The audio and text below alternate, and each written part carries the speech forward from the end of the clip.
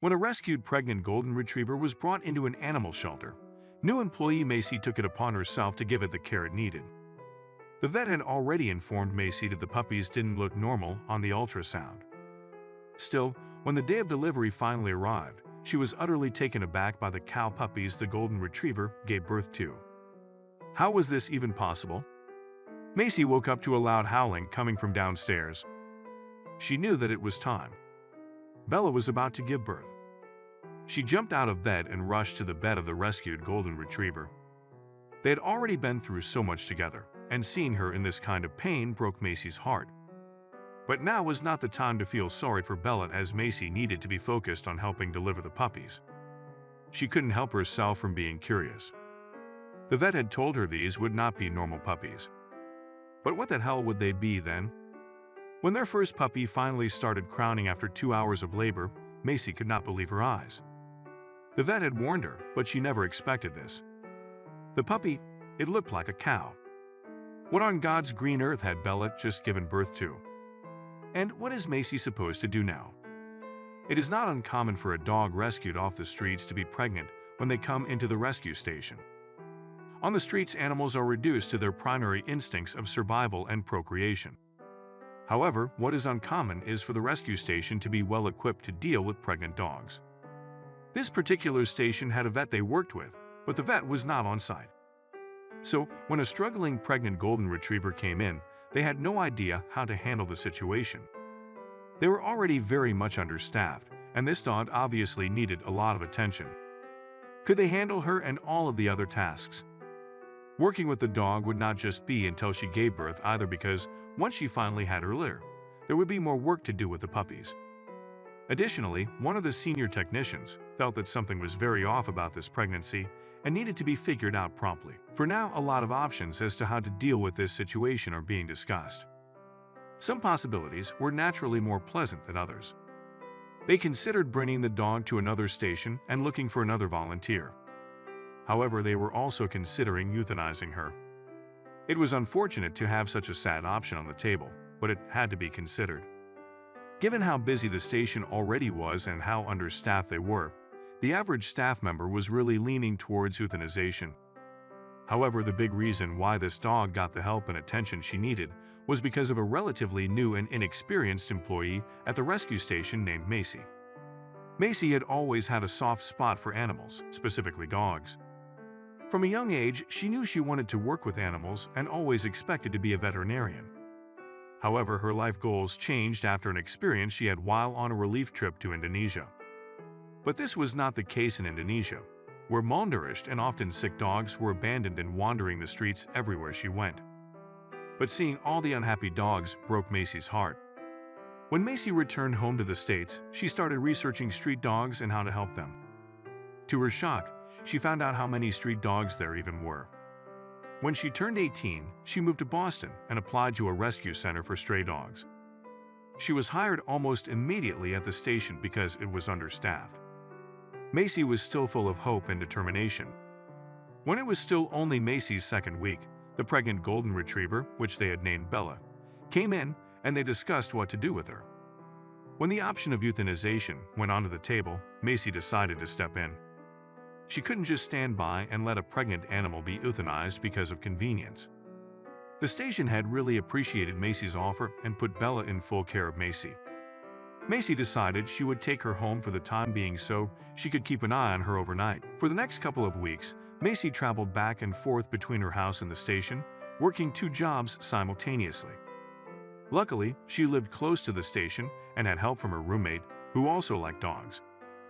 Other people working at the station did their best to help cover some of Macy's tasks to make her life a little easier and give her more time to care for Bella. They were moved by her dedication and compassion towards this dog. However, there was only so much they could do as the station was understaffed again. Bella was not doing well in the last weeks of her pregnancy. Macy had to make multiple trips to the vet with Bella at the time she was caring for her. All the trips to the vet cost Macy a lot of time and money. What would happen to Bella and the puppies once they were born? Macy didn't have the money to care for them for much longer. What was important right now was the health of Bella and her puppies. The doctor managed to keep Bella stable with the help of some medication, but was seemingly overly interested in the ultrasound when checking on the puppies. The veterinarian could not make out much on the ultrasound, but from what he could see, he was nearly positive Bella had not been laying with another golden retriever, a Labrador, another dog, or anything close to that. The puppies looked strange. The vet ended up showing the ultrasound pictures to a couple of colleagues, but no one could really put their finger on exactly what was off about these puppies. This started to worry Macy a bit. Did that mean they were not healthy? What was Macy going to be dealing with when these puppies were brought into this world? Macy was pretty sure that wasn't possible, but the vet seemed so sure these were not dogs. Macy asked if the puppies, or whatever they would be, were healthy.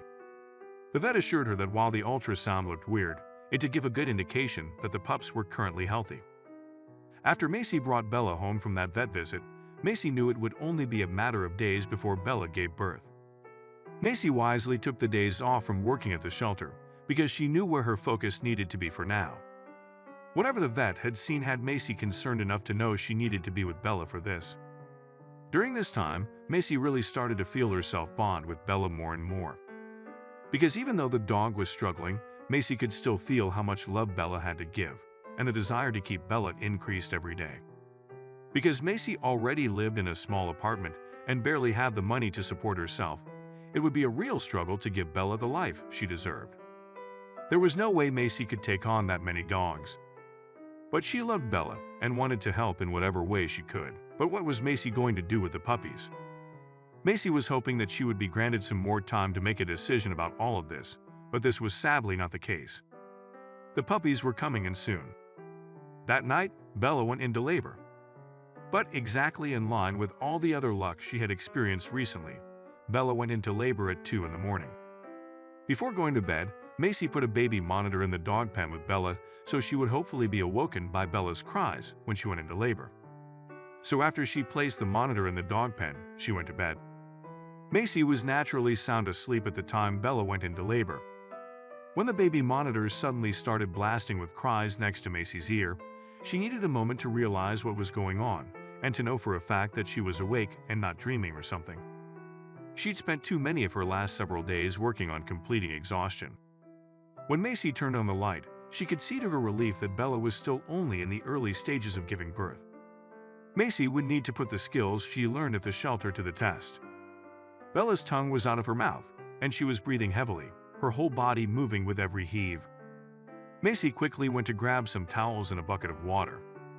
The whole purpose of the pen was to keep the mess contained, but that didn't mean Macy wouldn't have to work hard to keep the mess from spreading. Macy wanted to help Bella in every way she could, but also knew that this was mostly a process she had to go through alone. She stroked Bella's face and made it really clear that she was there for Bella, no matter what. After about half an hour of pushing, Macy finally started to see the first of the puppies.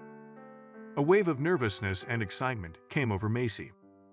She still had no idea what kind of puppies Bella was going to give birth to exactly, as she had no idea what kind of dog Bella had mated with. But Macy's excitement quickly turned into shock when Bella's first puppy was finally officially born.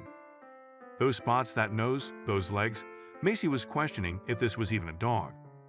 The puppy didn't look like any dog Macy had ever seen. It was looking a lot more like some sort of tiny baby cow. Macy had never seen a dog that looked anything like this. Dog genetics could get weird sometimes, but the puppies should look at least partially like Bella, as she was their mother. Macy cleaned off the first questionable puppy and put it into a bundle of towels so it would stay warm until it had its siblings alongside it. Bella had started pushing the next puppy out, and wouldn't you know it, it looked exactly like the first baby. And the next one did as well. Why were all the puppies looking like cows? Macy pinched herself to make sure she wasn't dreaming, but unless she was dreaming that she was dreaming, she was most certainly awake. It was 4:30 in the morning and Macy was still convinced she might be seeing things. The puppies all looked equally strange. But she wasn't dreaming. Unsure exactly of what to do next, Macy decided to stay up the rest of the night to keep watch that all of the animals would survive until she could take them into the shelter later that morning. The veterinarian working at the shelter would be able to tell her more about what was going on. As the night progressed into morning and the sun started to rise, Macy could not keep her eyes off of the strange-looking puppies. She really hoped the vet could give her some answers. As soon as she reasonably could, Macy loaded Bella and the questionable puppies into her car and drove to the shelter. She was there even before the vet arrived. Macy just couldn't wait to finally get some clarity. What was actually most important was that Bella and the puppies were alive, and they looked healthy. The vet would first need to do a checkup for that to verify that Macy's assessment of their health was correct. The vet first managed to determine that Bella was doing okay. She was still very tired and a bit dehydrated despite Macy's best efforts. However, then there was the case of the puppies. The vet understood Macy's concern as he too thought that they looked very strange. The spots were most likely because Bella had mated with a Dalmatian with dominant genes. As for the strange features, the strange, almost cow-like features could be explained by the fact that the puppies were born too early. Why had Bella gone into labor so early? She now had 7 underdeveloped puppies after all. The best the vet could figure is that whatever trauma Bella had experienced while on the streets had caused her to go into labor prematurely, despite all the care Macy had given her. The puppies being born early also meant that their health was at risk. The vet assured Macy that they could stay under his care at the shelter. Luckily, all the puppies managed to survive and develop into proper, healthy puppies. As soon as they were properly weaned and old enough, they were put up for adoption by the shelter. While the puppies were obviously popular amongst families, Bella was an older dog who'd been through a lot. Macy decided to adopt Bella and give this beautiful and special dog the life she deserved. Macy still works at the shelter and Bella often joins her from time to time, playing with and cheering up the shelter dogs.